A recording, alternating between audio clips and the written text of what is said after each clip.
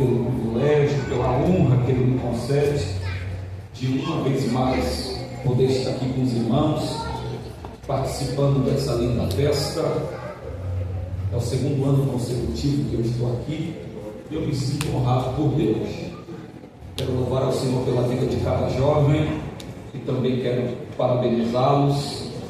Que Deus em Cristo os conserve assim. Parabéns pelo tema, pela temática, pelo brilhante trabalho. Tenho certeza que Deus, Ele está fazendo coisas extraordinárias aqui. Glória a Deus.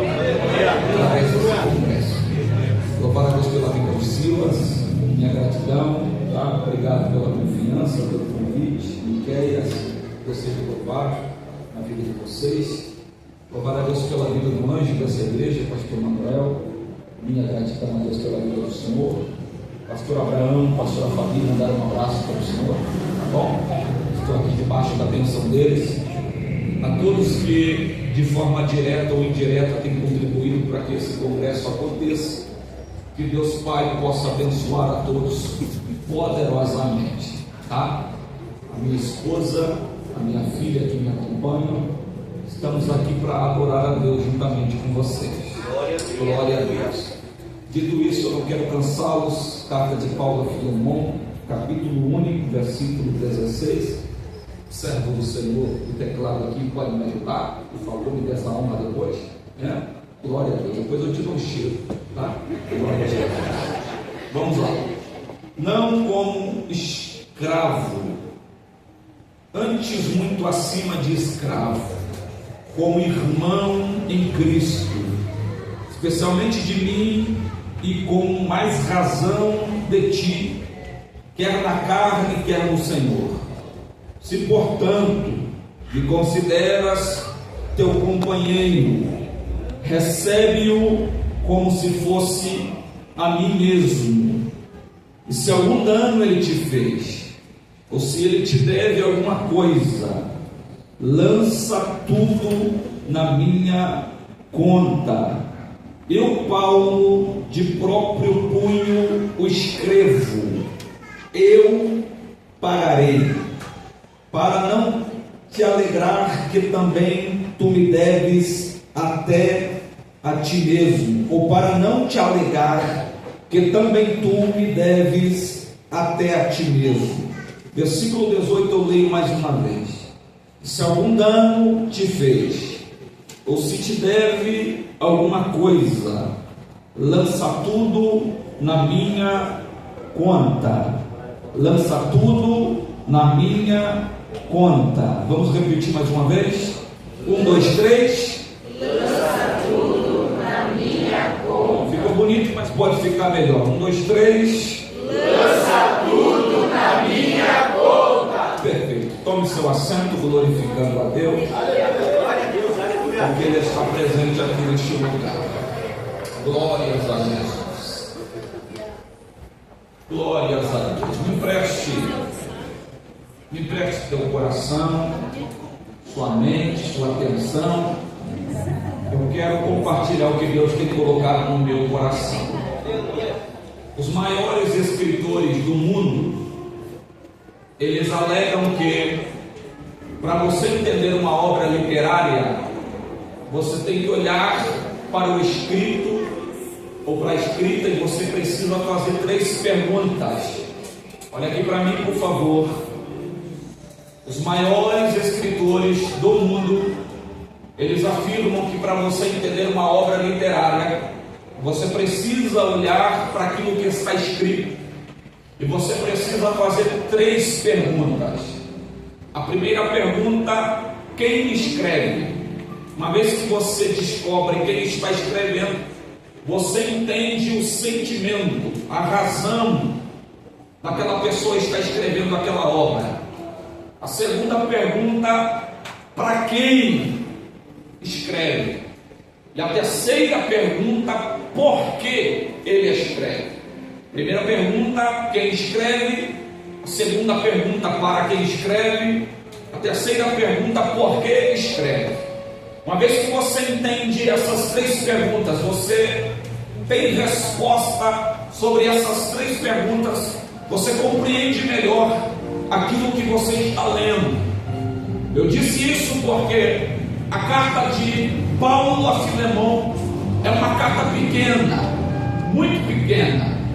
Há quem diga que essa carta nem deveria ser chamada de carta, e sim de bilhete, por causa das quantidades de palavras que Paulo está escrevendo para alguém. Mas essa carta aqui tem um papel muito importante na história da igreja que estava em Colosso. Essa carta aqui tem um papel muito importante na história e na vida de alguém. A primeira pergunta é óbvia no texto, e eu acredito que você já sabe quem é que está escrevendo. Quem é que escreve essa carta é Paulo. Você conhece muito bem a história, a biografia de Paulo. Estamos falando do maior evangelista, do maior plantador de igrejas, do maior missionário. Estamos falando daquele que viajou o mundo pregando a palavra de Deus, que dedicou a sua vida a pregar a palavra de Deus. A conversão de Paulo foi um divisor de águas na história do cristianismo, porque antes da conversão ele era perseguidor declarado na igreja, ele perseguia o cristianismo. Após a sua conversão, ele vai se tornar um dos maiores missionários. Por onde ele passou, ele plantou uma igreja, ele discipulou pessoas. Estamos falando de alguém que ele dedicava a sua vida a pregar sobre o Senhor, a pregar sobre Jesus. Não é à toa que foi para Paulo que Deus revelou a soteriologia, doutrina da salvação, aquele que mais falava acerca de Jesus e acerca de salvação. É o apóstolo Paulo. É ele que está escrevendo essa carta. A segunda pergunta: para quem ele está escrevendo? A epígrafe do texto está dizendo que ele está escrevendo para Filemon, prefácio e saudação. E ele começa escrevendo, e ele começa direcionando essa carta a Filemon. Filemon foi um homem que ele ganhou para Jesus na cidade de Colosso. Ele estava passando por ali, vai evangelizá-lo, vai ganhá-lo para Jesus, e a partir daquele encontro, Paulo vai criar uma comunhão muito grande com esse homem por nome de Filemon. A única coisa que sabemos acerca dele é que ele era um homem rico, ele era um homem que tinha muitas posses, ele era tão rico que a Bíblia diz que ele tinha muitos escravos que trabalhavam para ele. Paulo vai ganhá-lo para Jesus na cidade de Colosso, e há um entendimento que a partir daquele encontro, Filemon vai abrir a porta da sua casa, e Paulo vai usar a sua casa para alcançar vidas, para pregar o Evangelho. O que eu estou tentando lhe dizer, o que eu estou tentando lhe informar, é que a casa de Filemon se tornou um ponto de pregação. Todas as vezes que Paulo ia para a cidade de Colosso, ele ia para a casa de Filemon, e na casa de Filemon ele pregava, ele ganhava almas para Jesus. Portanto, Paulo escreve, o destinatário é Filemon. E por que Paulo está escrevendo essa carta? Diferente de outras cartas que Paulo escreve, e escreve para exortar a igreja, para ensinar a igreja, diferente de outras cartas que Paulo escreve para orientar os pastores dessas respectivas igrejas, Paulo está fazendo nessa carta um pedido pessoal. Ele não está escrevendo para orientar, ele não está escrevendo para dar algumas orientações acerca do ministério pastoral. Não, um pedido. E essa carta aqui, eu disse que ela é tão importante, que Paulo vai escrevê-la com a sua própria mão. Diferente das outras cartas, que Paulo ia narrando e alguém ia escrevendo. Um escriba escrevia enquanto Paulo falava. Essa carta aqui está escrito que Paulo escreveu com as suas próprias mãos. E ele escreve enquanto está preso dentro de uma prisão em Roma. Tem corrente nos pés. Está preso dentro de uma prisão que está sendo guardada. E ele decide escrever essa carta, fazendo um pedido para Filemon, um homem que ele ganhou para Jesus.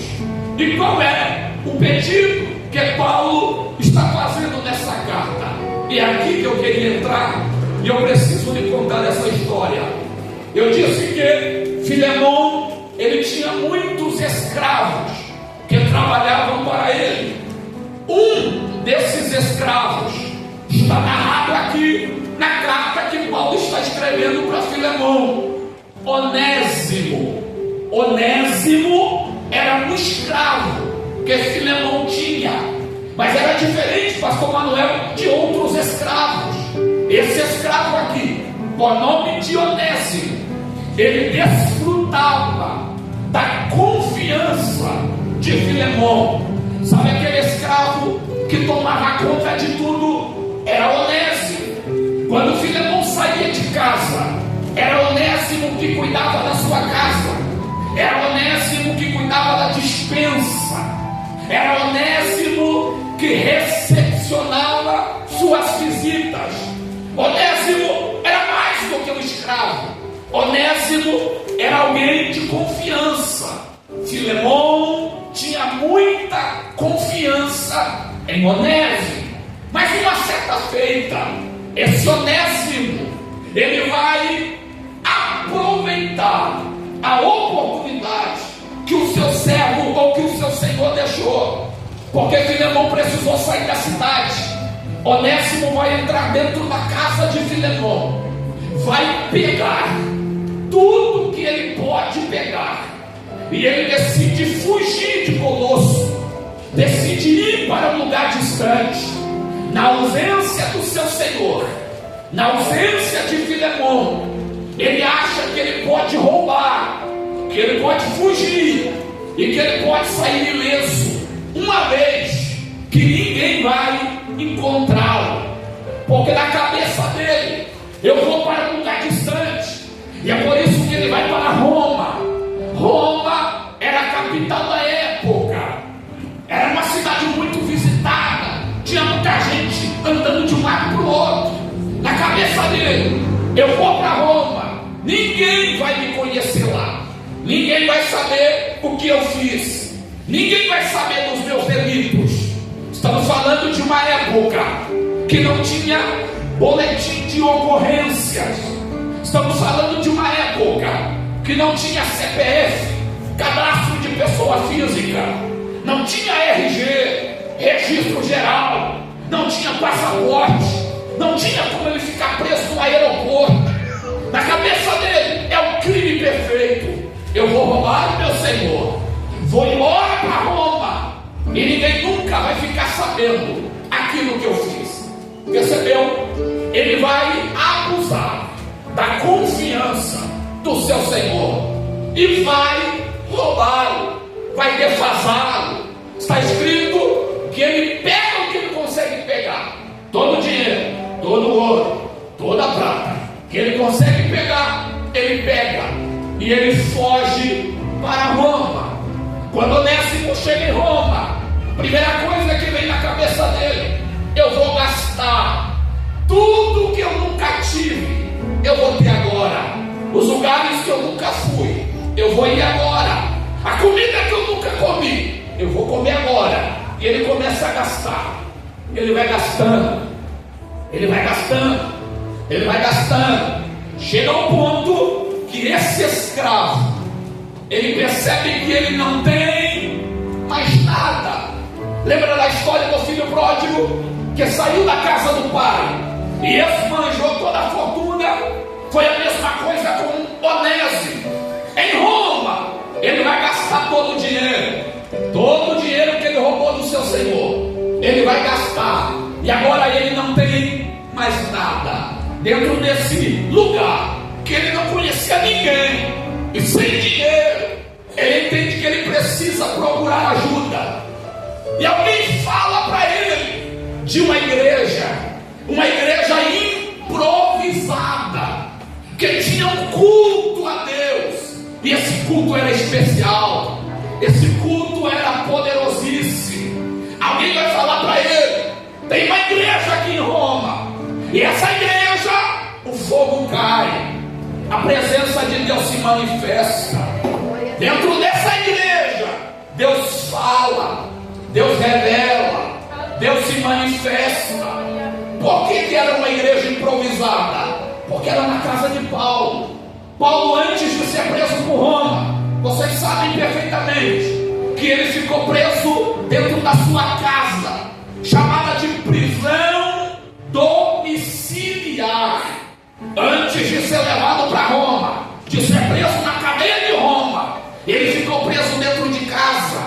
Mas ele não vai se limitar àquela prisão. Ele vai abrir a porta da sua casa. Se eu não posso sair, eu não vou impedir ninguém de vir até mim.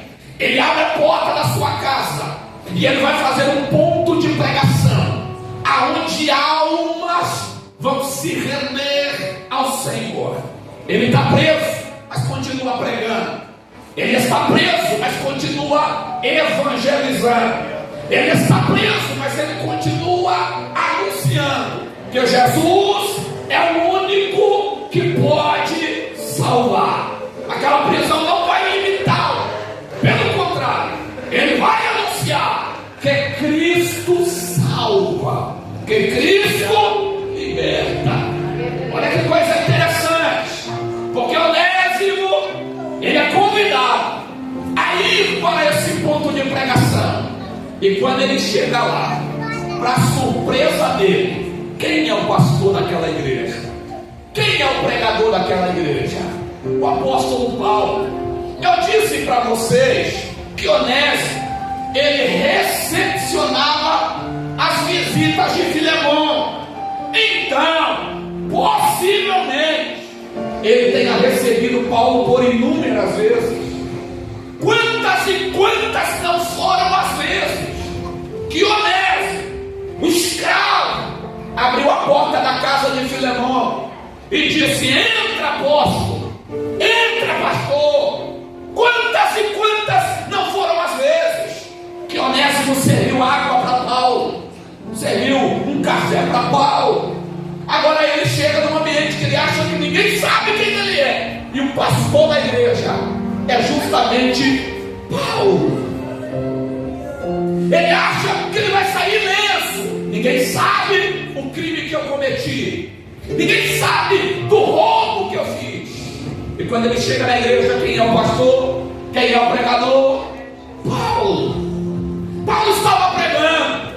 Possivelmente Paulo já sabia do que Onésimo tinha feito, mas ele continua pregando, continua pregando, continua pregando. E naquele dia, naquele culto, Onésimo levantou as suas mãos e ele aceitou a Jesus como o único e suficiente Salvador da sua vida. Você pode levantar a mão e glorificar a Deus. Foi um culto como esse. Parece que eu estou vendo Paulo pregando, parece que eu estou vendo Paulo evangelizando. E naquele culto, naquele dia, a palavra queimou no coração de Onésimo, ao ponto dele levantar as mãos e falar: Paulo, eu quero esse Jesus que você está pregando. Eu quero me encontrar com esse Jesus que você está pregando. Será que ele me aceita? Será que ele me aceita? Eu sou escravo. Será que ele me aceita? Sou fugitivo. Será que ele me aceita? Fiz coisas erradas. Será que ele me aceita? Não sou o melhor. Será que ele me aceita?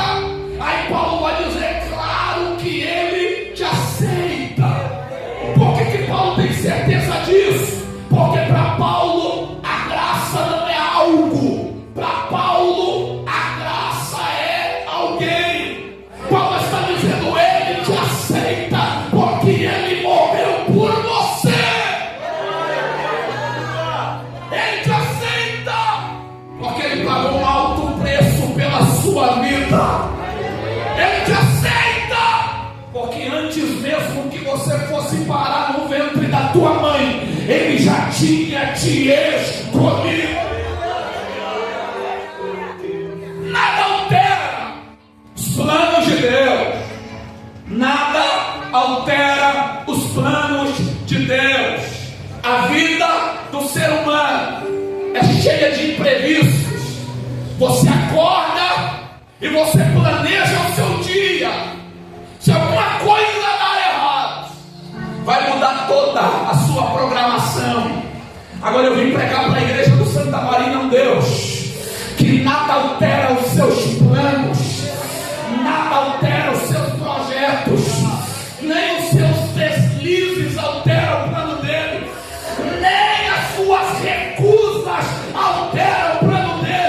O que ele escreveu para você ainda está de pé.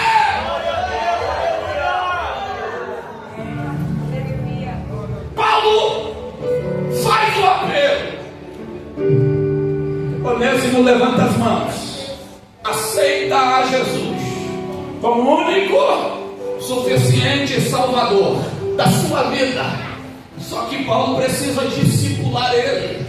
Lembra que eu disse que Paulo passava abrindo igreja e discipulando? Paulo precisa discipular ele. Paulo vai ensinar a ele o que é o evangelho de verdade, porque o evangelho de verdade ele é feito de renúncias. Foi isso que Jesus ensinou. Vocês querem me seguir? Neguem a si mesmos, tomem as suas cruzes e sigam. Evangelho é feito de renúncia. Está escrito que aquele que deixar pai e mãe por amor a ele herdará todas as bênçãos. Glória a Deus, aleluia. Seja nessa vida, seja no porvir. Estou falando de renúncia. Aí Paulo vai discipular ele, vai fazer com que ele entenda o que é o cristianismo, o que é o evangelho. Aí Onésimo, absorvendo tudo aquilo, Onésimo vai dizer para Paulo: eu quero isso para a minha vida, eu quero isso, eu quero pegar também, eu quero evangelizar também, eu quero mudar de vida, porque evangelho é desejo de mudança. Servir a Cristo é desejo de mudança. Servir a Deus é desejo de mudança. Uma vez que eu entrego a minha vida para Ele, eu não quero ser mais o mesmo. Uma vez que eu levanto as minhas mãos, eu não quero ser mais a mesma pessoa. Já dizia Martin Luther King: eu não sou quem eu queria ser, mas glória a Deus, porque eu já não sou quem eu era. Eu estou diferente, eu não sou mais o mesmo, porque quando eu aceito a Ele, Ele muda a minha vida. Só que já foi mudado por Ele. Onésimo, ele tem esse desejo de mudança. Eu quero servir, eu quero me entregar por completo, eu quero esse Cristo que você está pregando. Aí Paulo vai olhar para ele, e eu cheguei aonde eu queria, e Paulo vai dizer: Onésimo, meu filho, entendo a sua vontade, vejo que você quer mudar, percebo que você não está pegando carona na igreja, você quer mudar de verdade, e como prova que você deseja Cristo de verdade, é necessário que você volte para a casa do seu Senhor. Como? Volte para a casa de Filemão. Você quer servir esse evangelho? Você quer servir a esse Jesus que eu estou pregando? Quer? Então é necessário que você volte para a casa do seu Senhor. O que Paulo está dizendo a ele é que se ele voltar, ele vai correr o risco. E qual é o risco? Do seu Senhor denunciá-lo. E se ele cair na mão de Roma, Roma, eles não alguém que era culpado. Eles gostavam de fazer a pessoa sofrer na prisão. Então ele corria o risco de cair na mão de Roma. Mas Paulo está dizendo a ele: você quer de verdade esse Jesus? Volte para a casa de Filemão. Aí Onésimo vai olhar para Paulo e vai dizer: se é necessário eu recomeçar para fazer tudo direito, eu vou recomeçar e eu vou fazer tudo direito. É para pedir perdão, eu vou pedir perdão. É para reconciliar, eu vou reconciliar. Porque tem gente que quer servir a Ele, mas não quer liberar perdão. Tem gente que quer adorar a Ele, mas não quer liberar perdão. Eu escrevi uma história diferente para você. Eu escrevi uma história de vitória para você, mas não tem como acessá-la se você não liberar perdão. Não tem como você alcançá-la se você não pedir perdão. É uma via de mão dupla. Você pede perdão e o perdão te alcança. Você libera perdão e a graça alcança você. E agora eu estou sentindo a presença de Deus. Deus desce nessa noite aqui, nesse 29º Congresso do Grupo Geração Eleita, para dizer: a minha graça vai te fazer perdoar. A minha graça vai te fazer perdoar. Tem alguém que recebe essa palavra e pode glorificar?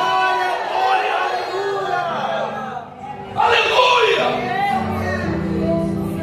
Se for necessário, peça perdão. Se for necessário, vai lá e se reconcilie. Mas faça direito. Faça o que é certo. Perceba, Onésimo tem desejo de mudança. E esse desejo de mudança implica nele voltar e pedir perdão. Eu vou voltar e eu vou pedir perdão. Olha aqui para mim. Porque Paulo olha bem nos olhos dele e diz: você vai, mas você não vai sozinho. Eu vou mandar uma companhia. Alguém vai com você. Aí aparece Tíquico. Fale 3 vezes e você vai falar em línguas.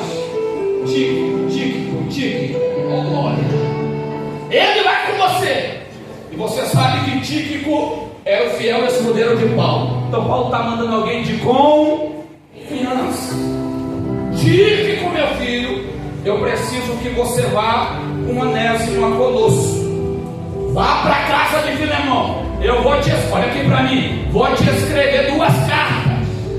A primeira carta à igreja de Colosso, conhecida por nós como Colossenses. Primeira carta você entrega para a igreja de Colosso. Entrega para o pastor da igreja. Essa segunda carta eu quero que você entregue nas mãos de Filemão. Só que tem um porém. Antes que Filemão veja Onésimo, eu quero que ele leia a carta. Você está me entendendo? Não permita que Filemão veja Onésimo sem primeiro ler a carta. Ele precisa ler primeiro a carta. Aí lá vai Tíquico, passa pela igreja de Colosso, entrega a carta aos irmãos colossenses, pega a segunda carta, bate na casa de Filemão, e ele diz: Filemão, eu preciso te apresentar alguém. Mas antes que eu te apresente, Paulo me mandou aqui, me entregou essa carta. E ele pede que você leia ela. E leia em voz alta. Aí começa Filemão lendo a carta. Vamos lá? Versículo 1. Paulo, prisioneiro de Cristo Jesus. Estou aqui com o irmão Timóteo. Escreva ao amado Filemão, que é o nosso colaborador. Saúdo a sua esposa, irmã Áfia, seu filho Arquipo, que são nossos companheiros de luta. A igreja, o ponto de pregação que está na sua casa. Versículo 3: que a graça e a paz esteja com todos vocês. Versículo 8. Pois bem, ainda que eu sinta plena liberdade em Cristo para te ordenar o que convém. Sabe o que ele está dizendo? Eu sou teu pastor, eu poderia usar a minha autoridade pastoral, e embora eu pudesse fazer isso, eu não vou fazer. Versículo 9. Prefiro todavia solicitar em nome do amor, sendo eu, Paulo, velho e agora prisioneiro de Cristo Jesus. Versículo 10. Solicito um favor ao meu filho Onésimo, que gerei dentro da cadeia, que gerei entre as algemas. Filemão vai tomar um chorar aqui, pastor Manuel, porque era o seu escravo fujão, era o seu escravo que tinha fugido. Aí Paulo vem e diz: o teu escravo é meu filho, porque eu ganhei ele para Jesus na prisão. Em outras palavras, Paulo está dizendo para você: ele é escravo, mas para mim ele é meu filho. Levante a mão, só quem é filho aqui nesse lugar. Só quem é filho vai levantar a mão, porque o diabo quer colocar na tua cabeça que você é escravo, mas Deus está dizendo nessa noite: você não é escravo, você é meu filho, você é minha filha.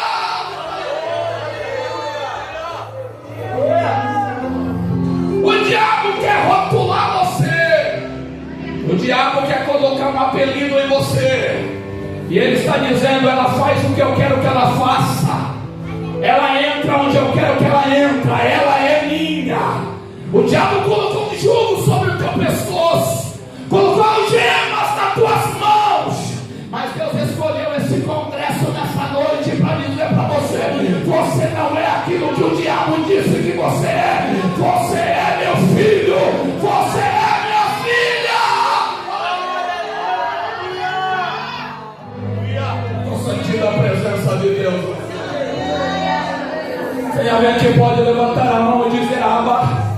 Tem alguém que pode levantar a mão e dizer: papai? Tem alguém que pode levantar a mão e dizer: pai? Ele é teu pai. Quer uma prova que ele é teu pai? Quando Jesus foi ensinar os discípulos a orar,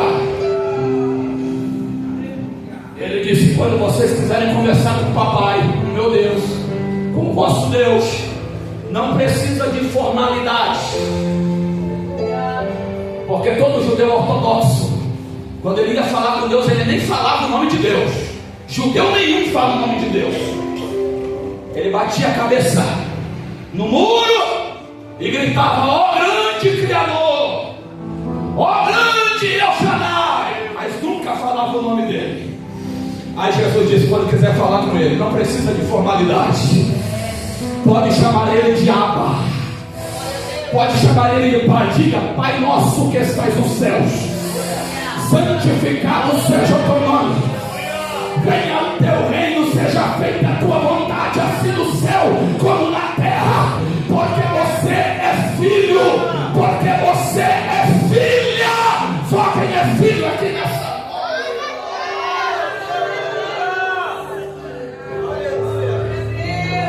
vamos lá, versículo 11. Ele antes te foi inútil, atualmente, porém, ele é útil. Sabe o que Paulo está dizendo para você? Ele é inútil, não vale mais nada. Para você, ele é um escravo ladrão, mas para mim, ele é útil. É interessante porque o nome Onésimo significa útil. Para Filemão, ele era inútil. O nome não condiz condiz com aquilo que pensavam acerca dele. O nome é útil, mas alguém está olhando, está dizendo não vale nada, não serve para nada, é inútil. Só que quando Paulo escreve, ele está dizendo ele é muito útil para mim, porque ele não abandona a gente por causa do primeiro erro, ele não chuta a gente depois do primeiro erro. Você continua sendo útil para ele, ele continua contando com você. Para mim, ele é útil.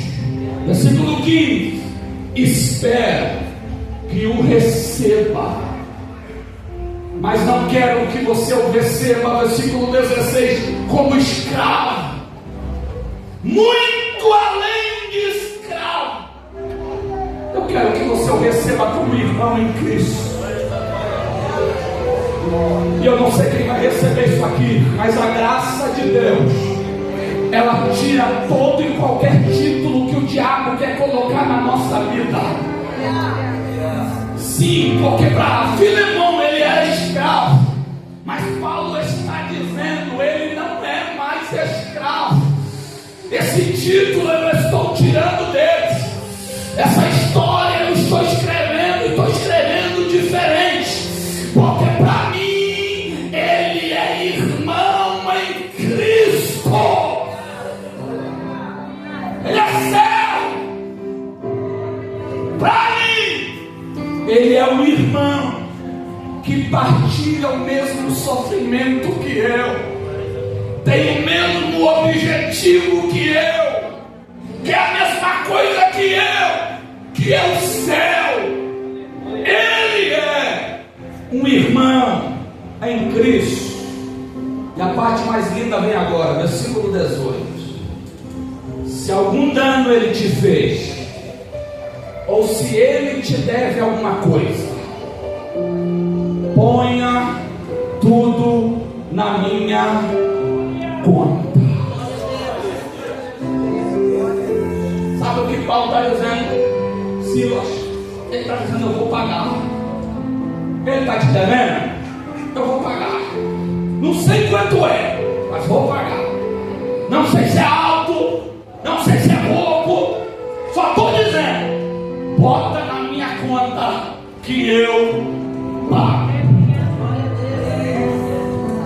Tudo para que ele não seja mais escravo, tudo para que ele não volta mais a ser escravo.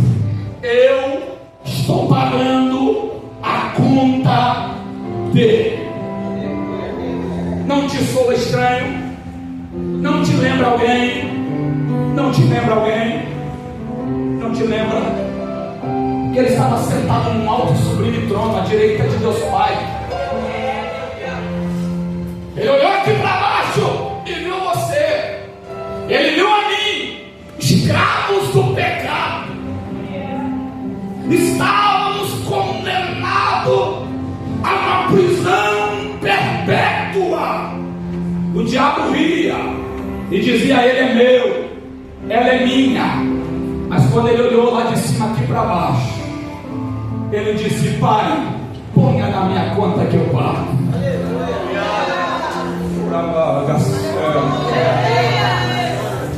Ponha na minha conta que eu vou pagar. Se é necessário sangue, se é necessário dor, ponha na minha conta que eu vou pagar. Aí vem Paulo e ele escreve aos Filipenses capítulo 2 versículo 6: ele sendo Deus, não teve por usurpação ser igual a Deus, mas tomando a forma de servo, se fez semelhante aos homens, e achado na forma de homem, humilhou-se a si mesmo, sendo obediente até a morte de cruz. Ele foi manietado no Getsêmani, foi condenado pelo Sinédrio, passou pela via dolorosa, foi levado ao Gólgota, penduraram ele na cruz central, amarrado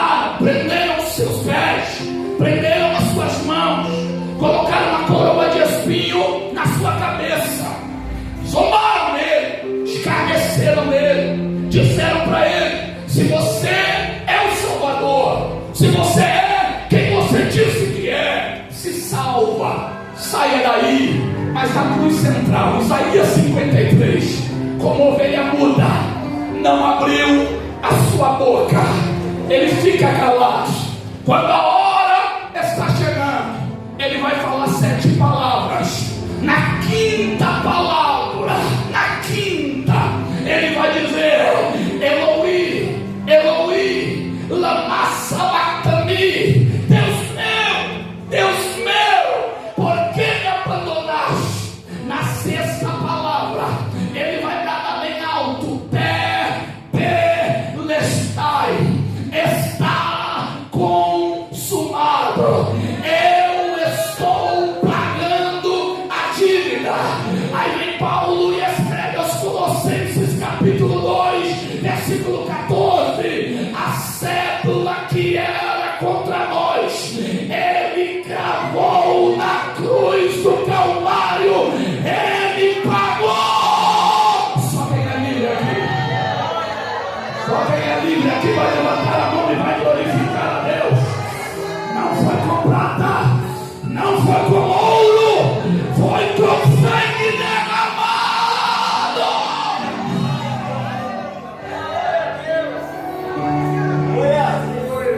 Quando ele manda, e eu encerro agora: Tetelestai. Ele está dizendo: eu estou pagando. Tetelestai era a forma de alguém pagar uma dívida. Quando alguém tinha uma dívida e ele pagava ela, ele dizia: Tetelestai, eu estou pagando.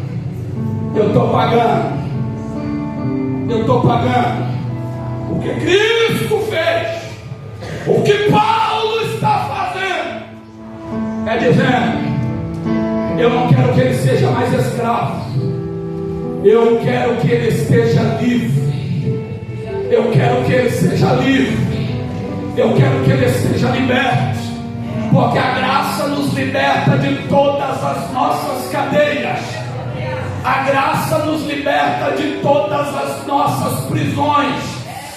O que Paulo fez é tirar o título de escravo, porque a graça restaura a nossa identidade. Lá fora te chamam de fracassado, lá fora eles usam apelidos para se referir a você.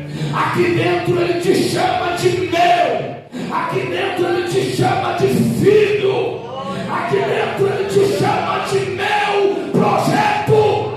Ele te trouxe aqui para me dizer: eu tenho um plano com você.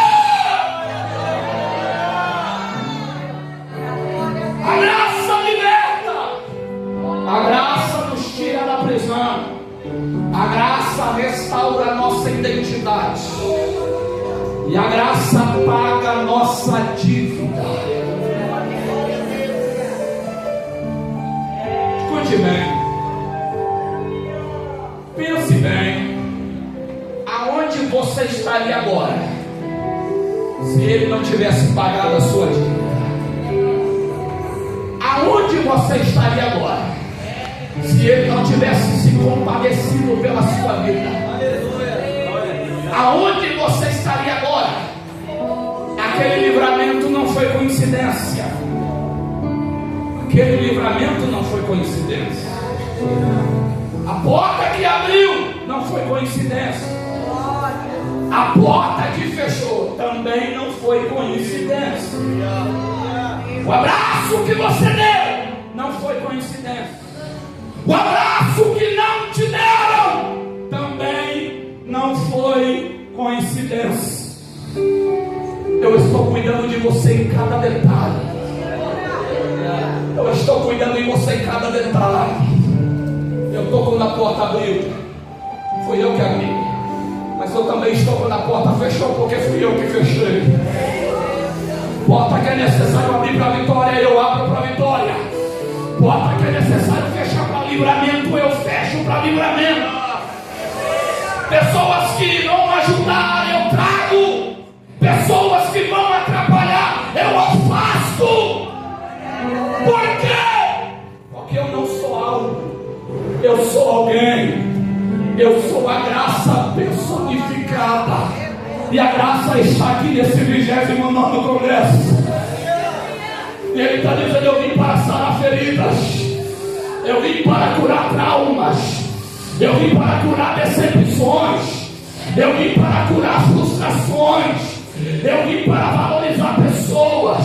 Eu vim para tirar todo o complexo de inferioridade que o diabo plantou no teu coração. Você não é aquilo que estão falando que você é. A graça te achou. E eu estou sentindo de fazer uma pergunta aqui. Eu já vou devolver o microfone porque a hora já foi. Tem alguém entre nós que porventura se encontra afastado dos caminhos do Senhor, ou alguém que nunca aceitou a Jesus, mas nessa noite você quer entregar a sua vida para Ele, você quer voltar para os caminhos dele? Lembre-se, você não está vivo por coincidência. Você está vivo porque a graça te achou, porque a graça te alcançou. Tem alguém? Levanta a mão porque eu quero orar por você.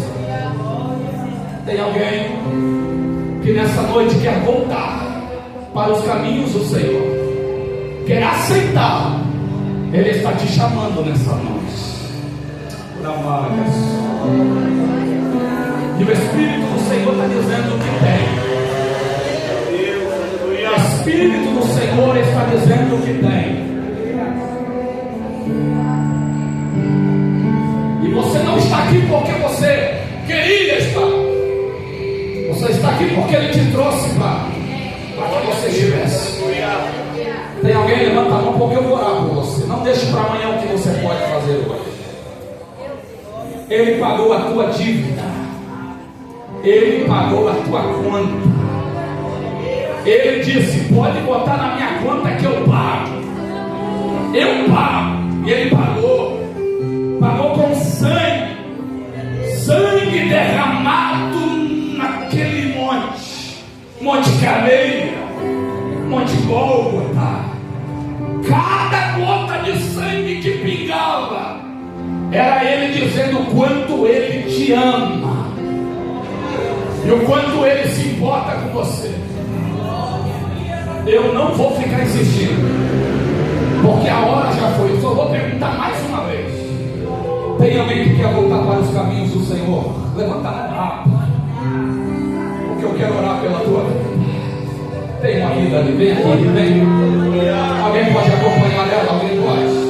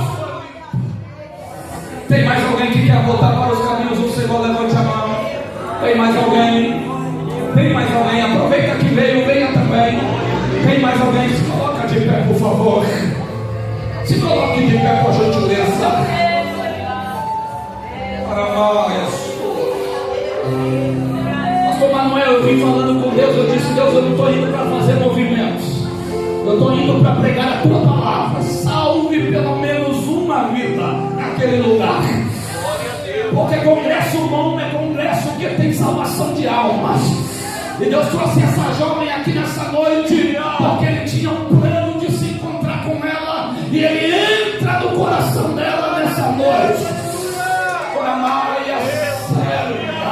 Você pode abraçar esse jovem que está do seu lado, você pode abraçar esse jovem.